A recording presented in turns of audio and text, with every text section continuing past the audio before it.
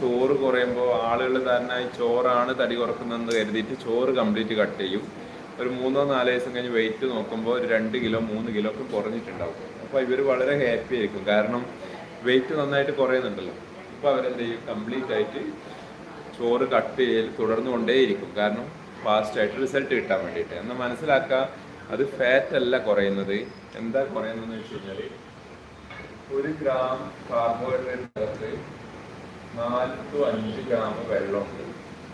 മനസ്സിലായി? വെള്ളമായിട്ട് ചേർന്നിട്ടാണ് ഈ കാർബോഹൈഡ്രേറ്റ് നിൽക്കുന്നത്.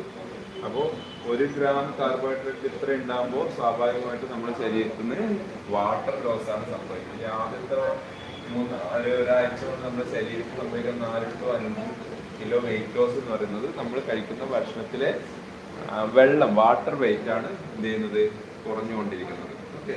പിന്നെ നമ്മുടെ ശരീരത്തിന് ഒരു കഴിവുണ്ട്. നമ്മുടെ ശരീരത്തിന്